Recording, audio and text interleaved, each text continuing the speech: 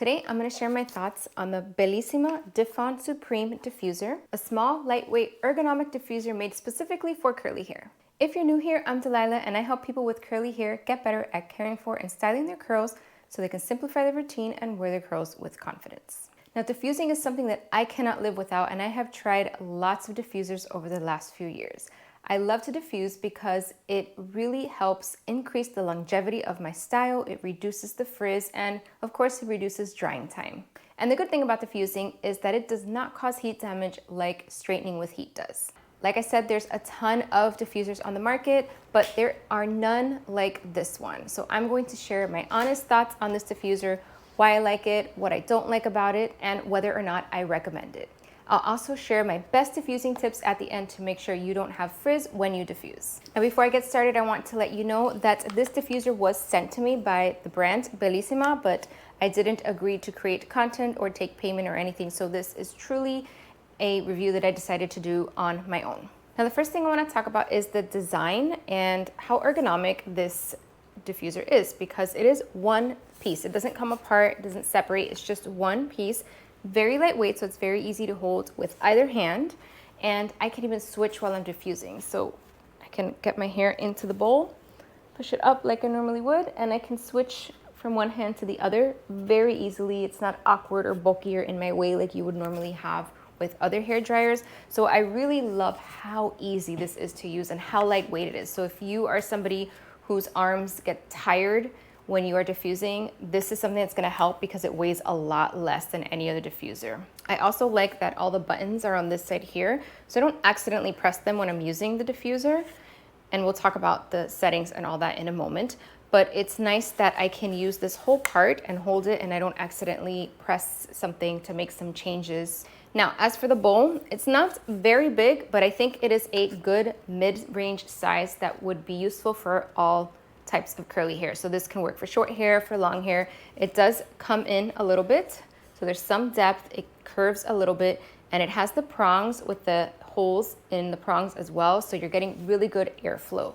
You've got the small holes in the bowl, and then you've got the larger ones in the prongs. So that's really good airflow to dry the inner part of your hair, especially as you have it towards your scalp area.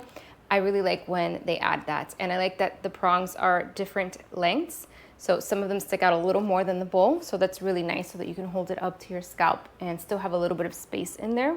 Now, even though my hair is really long, it does work well in here, and I typically like really deep bowls because I have long hair. The shorter your hair is, then you don't really need to have a deep bowl. But as long as I'm careful and I put my hair into the diffuser and I make sure that it coils in there straight, and I'm just, take my time with it, then it's fine. But if I just go like this, then you're definitely gonna get some wonky curls because some of them are gonna fold in half.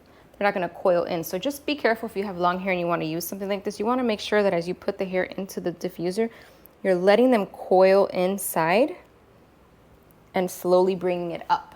So that would be my tip to getting the best use out of this diffuser if you have long hair like I do. Let's look at the buttons. We have 4 buttons on the back here. So we have an on-off button, and then we have the airflow. You have 2 settings for airflow. This is the temperature settings. You actually have 3 temperature settings, and it's digital, so it shows like red lines as you tap it. It goes cycling through the settings. And then you have a cool shot button here. So it does have, I know they have another model. This is the XL, so this is the one that has a bigger bowl and it has more settings. I know the other model they have does not have a cool shot button, and I think it only has 1 or 2 temperature settings. So this one is definitely an improvement on that because you have more control over the heat that you're using on your hair. I find that the heat settings on here are fine for me. I don't think they're too hot, so it works fine for me. But I have seen some reviews. I think it's probably related to the first one that they came out with that doesn't have as much control. Some of those people complained that it got too hot. So I think now with the 3 settings, it's probably fine. Now, because of its shape and buttons being on the side here, I find it really easy to use instead of using my other diffusers. And the results that I get are basically the same. There's no difference. I'm not getting more or less definition, more or less volume. As long as I use a diffuser correctly, then the results are the same. So I know that if I want volume, I have to focus on lifting the root area. If I don't want frizz, I have to, like I said, make sure that it coils in here very nicely and evenly, and that I'm not using too strong of airflow, because when it's blowing around too strong, since I've got fine hair, it will move it around too much and cause some frizz. So I do have to use lower airflow for my hair type, but that's not the case for all curly hair. So I like that you have two options with that, and you've got the heat settings and all that. And so I find it very easy to use. It gives me great results. So overall, I do recommend it to pretty much everybody. The size, I think, works for everyone, even though this is a little bit bigger than their original design. I don't think the bowl is that big. I haven't tried the original one, so I don't know what the difference is with that bowl, but they say this one's good for long hair. I think it'll work for all hair lengths. I don't see a problem for any hair lengths using this size of the bowl. I have been using it now for 3 months, and I've been really happy with it. I haven't had any wonky results or any problems with it at all. So I recommend it overall if you want to try a diffuser that is ergonomic, that is lightweight, that is one piece. It would be great to travel as well, although it's kind of an awkward shape, but it's small enough that it would be good to travel with versus having a big diffuser and a hair dryer. Now, as for the price, it is a little bit on the pricier side. It's not like Dyson prices, those are out of control. At the time of this recording, which is April 2024, it costs $169 on Amazon and on their website. It's definitely more affordable than the Dyson hair dryer, although it's not the same quality.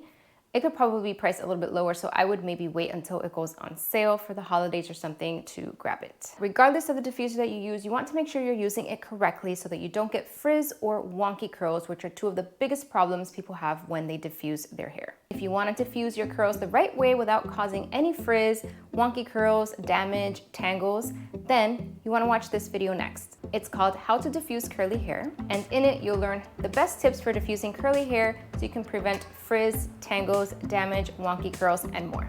Just click the video you see on your screen and I'll see you there.